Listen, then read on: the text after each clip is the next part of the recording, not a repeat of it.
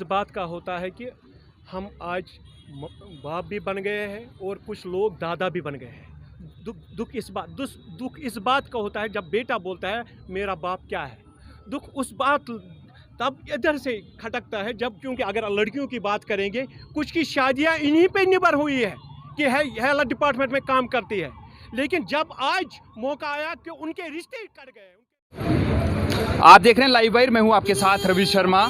जम्मू कश्मीर केंद्र शासित प्रदेश बनने के बाद जम्मू कश्मीर के युवा ये सोच रहे थे कि यहाँ पर रोज़गार के नए अवसर पैदा होंगे, और सरकारों की बात करें तो सरकारें बड़े बड़े दावे ये कर रही थी। खासकर भारतीय जनता पार्टी के नेता ये दावे कर रहे थे कि जम्मू कश्मीर के अंदर विकास होगा, रोज़गार के नए अवसर जो हैं वो पैदा होंगे। और ये लोग जो तस्वीरों में आप देख सकते हैं, जो मैं सामने तस्वीरों में अपनी स्क्रीन पर आप देख सकते हैं, ये लोग स्वास्थ्य विभाग के लोग हैं और अपनी सेवाएं स्वास्थ्य विभाग को पिछले कई सालों से दे रहे हैं, और हेल्थ डेवलपमेंट फंड से इनकी जो सैलरी है वो आती है। कुल मिलाकर साधारण शब्दों में आपको बता दूं तो जो अस्पतालों के अंदर जो पर्चियाँ जो काटी जाती हैं, जो लोग वहाँ पर 5 रुपये 10 रुपये जो हैं वो देते हैं, वो सारा फंड इकट्ठा होता है और उसके बाद इन लोगों की सैलरी जो है वो निकलती है। लेकिन कोविड-19 के चलते इन्हें भारी परेशानी का सामना करना पड़ा। इनकी कुछ मांगे हैं जिनको लेकर आज ये यहाँ पर पहुँचे हैं और सरकार और प्रशासन तक अपनी मांगें पहुँचाना चाहते हैं। इन लोगों से बात करेंगे। सर, आपका नाम?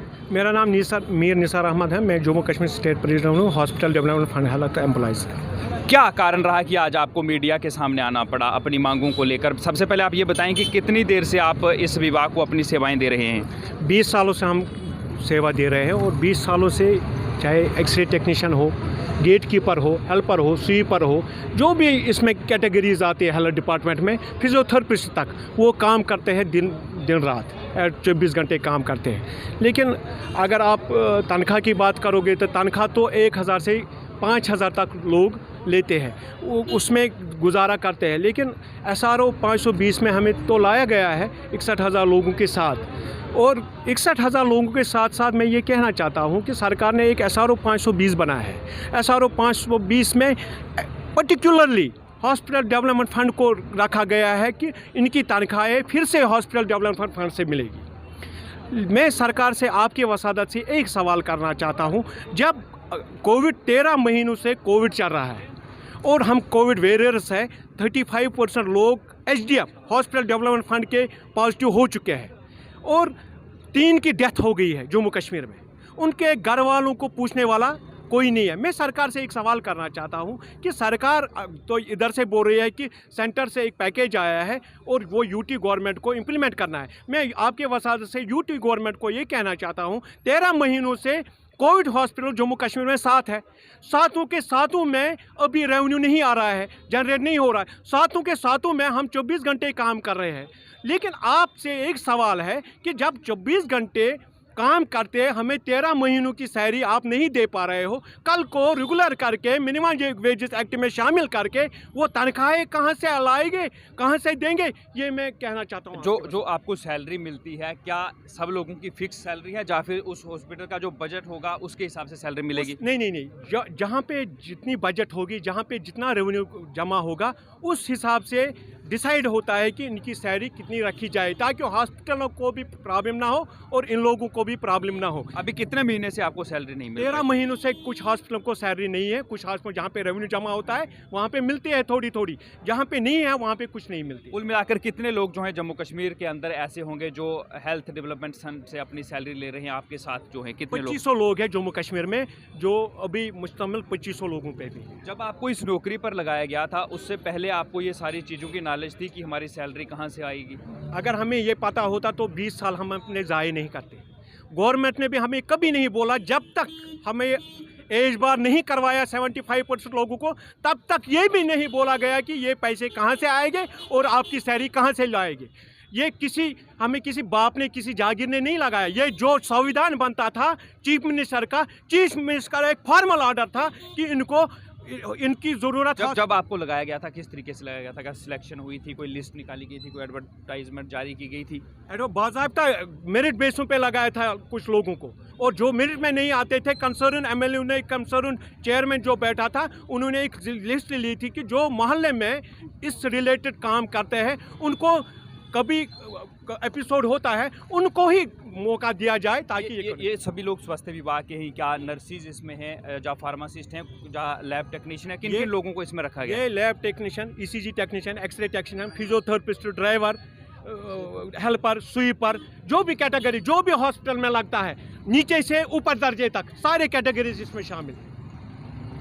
आपको जो सैलरी मिलती है, क्या उससे आपके घर परिवार का गुजारा जो है वो चल रहा है इस समय? कितनी परेशानी, जिस तरह से आप कह रहे हैं कि 13 महीनों से सैलरी नहीं मिल पाई? परेशानी इतनी पड़ गई है कि हमें अब रोना आता है खुद पे। अगर हमारे माँ बाप कुछ के रिटायर हो गए हैं, कुछ के कुछ काम करते हैं। आज आपकी वसादत से मैं ये कहना चाहता हूँ कि एक माँ बाप का आशीर्वाद होती है कि ये हमें हमारे लिए कुछ लाए, लेकिन आज हम माँ बाप से मांगते हैं कि हमें किराया दे दो, हमें हॉस्पिटल काम करना है, हमें लोगों की खिदमत करनी है और वो लोगों को करते। अगर हम आज आपके वसादत से मैं कहना चाहता हूँ कि अगर हम आज बैठेंगे हमारी तो एज बार होगी। आपने अभी थोड़ी देर पहले कहा कि जब आपने इस नौकरी को हासिल किया था तब आपको जानकारी नहीं थी कि कौन से फंड में आएगी। क्या आपको लगता है कि स्वास्थ्य विभाग के लोग, सरकार ने आपके साथ धोखा किया? उस वक्त की सरकार ने तो धोखा ही कर दिया, लेकिन फिर सरकार समझने लगी कि इन्होंने काम किया है। फिर हमें SRO 520 बनाया गया, वो हम पे भी इम्प्लीमेंट किया गया कि ताकि ये लोग भी। अब आपकी मुख्य मांग क्या है? आप क्या चाहते हैं? आपको 520 में भी रख दिया गया, उसके बाद आप क्या? हमारी मांग है 520 में हमें रखा गया है वहाँ पे, लेकिन लूप होल्स रखे गए हैं वहाँ पे। ये लूप होल्स रखे गए हैं कि फाइनेंस डिपार्टमेंट ये भी रेगुलर हो जाएंगे, लेकिन इनकी तनख्वाहें जो है वो हॉस्पिटल पे ही निर्भर करेगी। अगर वहाँ पे होगी, एक तरफ से आप रेगुलर कर रहे हो, दूसरी तरफ से आप बोल रहे हो कि आपकी तनख्वाहें वहाँ से ही निकलेगी। ये कौन सा कॉमन सेंस का सवाल है? जब अभी आप हमें 1000 नहीं दे पा रहे हो 13 महीनों से, उसके बाद आप कहाँ से लाओगे?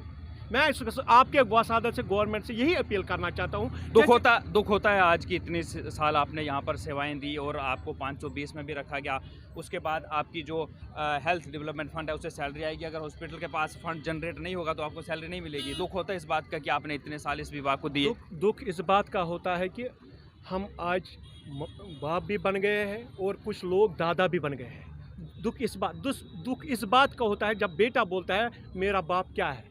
दुख उस बात तब इधर से खटकता है जब मेरे घर वाले बोल। और कुछ लड़कियों की, अगर लड़कियों की बात करेंगे, कुछ की शादियां इन्हीं पे निर्भर हुई है कि हेल्थ डिपार्टमेंट में काम करती है, लेकिन जब आज मौका आया कि उनके रिश्ते कट गए, उनके रिश्ते टूटे गए हैं। नहीं जी, ये हॉस्पिटल डेवलपमेंट ये कोई फंड होता था, इन्हीं पे भी काम करते हैं। मैं सरकार से आपके वसादत से ये कहना चाहता हूँ, क्या आप यही चाहते हैं कि इनके बसे बड़े घर? आखिरी सवाल आपसे करूंगा, अगर एडमिनिस्ट्रेशन तक, जिनके हाथों में आपका भविष्य है, उन तक आवाज़ जा रही है तो क्या मांग आप करना चाहेंगे? मेरी मांग सरकार से है। पहले तो मैं वेलकम करता हूं जो गवर्नमेंट ऑफ इंडिया ने एक पॉलिसी रखी है हम लोगों के लिए, 61,000 में हम आते हैं। मैं अपने वसादत से, आपके वसादत से गवर्नमेंट को ये कहना चाहता हूँ, अब आप ये इम्प्लीमेंट करने वाले हो, अब इसमें भी कोई लूपहोल्स ना रखा जाए ताकि हमारी ज़िंदगी है पर 20 साल तो हमने गुजारे हैं। अब हम चाहते हैं जो आगे के 10 साल हो, 5 साल हो, वो हमें इज़्ज़त की ज़िंदगी से गुजारा जाए। बहुत बहुत शुक्रिया हमसे बातचीत करने के लिए। ये स्वास्थ्य विभाग के कुछ लोग हमारे साथ यहाँ पर मौजूद थे जो कि बातचीत करते हुए भावुक भी हुए। और 20-20 साल की बात करें तो इन लोगों ने इस विभाग में दिए हैं और इनका ये कहना है कि SRO 520 में तो इन्हें रखा गया, लेकिन उसके बाद भी सरकार ये कह रही है कि जो इनकी सैलरीज़ हैं वो हेल्थ डेवलपमेंट फंड से ही आएंगी। और इनका सवाल ये है कि अगर हमें परमानेंट किया जाता है, SRO 520 में शामिल कर लिया जाता है, तो फिर जहां से बाकी लोगों की सैलरी आती है वहां से इनकी क्यों नहीं? सवाल इनका ये है कि अगर इन्हें परमानेंट कर दिया जाता है तो अगर जो हेल्थ डेवलपमेंट फंड है वो जनरेट नहीं होगा तो इस मीन्स कि इनको सैलरी नहीं मिलेगी। इस पर इन्हें एतराज़ है और ये अपील कर रहे हैं कि इनकी सैलरी भी वहाँ से जो है निकाली जाए जहाँ से बाकी लोग जो हैं उनकी सैलरी निकाली जाती है। अब देखना यह है कि जो आवाज़ इनकी है क्या ये एडमिनिस्ट्रेशन तक पहुँचती है, और अगर ये आवाज़ एडमिनिस्ट्रेशन तक पहुँचती है तो क्या इनके मामले हल होते हैं या फिर वही आश्वासन जो बाकी लोगों को दिए जाते हैं वो इनको भी दिया जाएगा। Ravi Sharma, Live Wire, Jammu.